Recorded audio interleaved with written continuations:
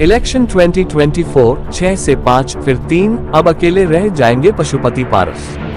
NDA के ticket पर अब भी यह विकल्प बाकी। लोकसभा, पशुपति कुमार पारस को केंद्रीय मंत्री की कुर्सी क्यों मिली और अब चिराग पासवान को ज्यादा तवज्जो क्यों?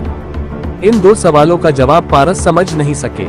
शायद उनके साथ शुरू में रहे 4 सांसदों में से 2 ने तब समझ लिया था, बाकी 2 अब समझ ले शायद। विस्तार, राष्ट्रीय जनतांत्रिक गठबंधन ने सोमवार को बिहार की 40 लोकसभा सीटों के घटक दलों में बंटवारे की घोषणा की और मंगलवार को एक केंद्रीय मंत्री का इस्तीफा हो गया। शायद इससे ज्यादा बवाल भाजपा के अंदर में नहीं है, अंदर अंदर यही माना जा रहा है। बाहर समझाने की कोशिश हो रही है ताकि घर फूटने पर कोई लूटने नहीं चला आए। दरअसल बिहार की 40 सीटों के बंटवारे के साथ एनडीए के सबसे बड़े दल भारतीय जनता पार्टी ने बड़ा खेला कर दिया। खेला सीट बंटवारे में सीटों के चयन का है। इस बंटवारे में 3 सांसदों का टिकट कैंसिल करते हुए 3 को वेटिंग में छोड़ दिया गया। वह वेटिंग शायद पशुपति कुमार पारस नहीं समझ सके। बहुत चौंकने वाली बात नहीं होगी कि बाकी 2 वेटिंग इस बात को समझ जाएं। आज से कल तक हो जाएगा पारस का भविष्य साफ। केंद्रीय मंत्री पद से इस्तीफा देने वाले पशुपति कुमार पारस ने पिछले हफ्ते बिहार में प्रेस से बात की तो अपने लिए हाजीपुर, प्रिंस राज के लिए समस्तीपुर और चंदन सिंह के लिए नवादा की सीट कंफर्म बताई। मतलब यह साफ कहा कि वह तीनों अपनी सीटों से ही लड़ेंगे। उनकी ही बात अगर एक हद तक आगे सही हो जाए तो अजूबा नहीं। वह आज शाम बिहार आकर लालू यादव और तेजस्वी यादव से मिलने की योजना में है, लेकिन भाजपा भी उन्हें आसानी से जाने नहीं देना चाह रही है। इसके लिए भाजपा ने विकल्प खोल रखे हैं।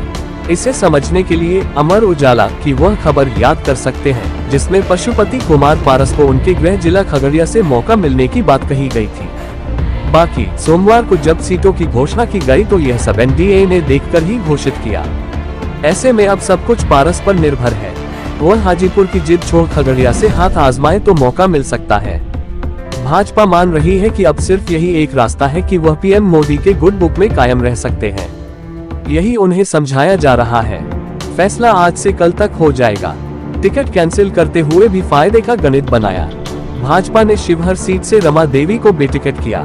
यह सीट मुख्यमंत्री नीतीश कुमार की पार्टी जनता दल यूनाइटेड को देने की घोषणा होते होते बाहुबली पूर्व सांसद आनंद मोहन सिंह की पत्नी लवली आनंद ने पार्टी ज्वाइन कर ली। मतलब राजपूतों को मनाने का रास्ता पक्का कर लिया गया। गया सीट जदयू से लेकर हिंदुस्तानी आवाम मोर्चा सेक्युलर को देने से भूतपूर्व मुख्यमंत्री जीतू राम मांझी को प्रसन्न कर लिया गया। इसी तरह उपेंद्र कुशवाहा की पसंदीदा सीट काराका जदयू से लेकर राष्ट्रीय लोक मोर्चा को दी गई। अब पूर्व केंद्रीय मंत्री कुशवाहा भी इससे खुश हैं। यह है टिकट कैंसिल करने के फायदे की बात। वेटिंग टिकट का भी जबरदस्त फायदा मिलेगा आगे। भाजपा ने हाजीपुर सीट चिराग पासवान को भले दी, लेकिन लोक जनशक्ति पार्टी की सीट 6 से 5 होने के बावजूद खगड़िया सीट उससे नहीं छीनी। यह सीट एक तरह से पशुपति पारस को ध्यान में रखकर छोड़ी गई है। नवादा सीट लोजपा से ली गई, वहां से बाहुबली सूरजभान सिंह के भाई चंदन सिंह सांसद हैं। चंदन सिंह अगड़ी जाति से हैं, इसलिए वह चिराग पासवान की छोड़ी जमुई सीट पर नहीं जा सकते। उन्हें सोचना पड़ेगा। वैसे उनके लिए भी शायद चिराग पासवान के साथ जाने का फैसला लेना बहुत मुश्किल नहीं। चिराग के पास वैशाली सीट भी है, हालांकि वहां की सांसद वीणा देवी की दावेदारी तो है ही। उधर दिवंगत रामविलास पासवान के भतीजे प्रिंस राज को सोचना नहीं पड़ेगा। उनकी समस्तीपुर सीट को चिराग पासवान के पास छोड़ा गया है। पारस को मौका और दस्तूर याद आएगा तो समझेंगे।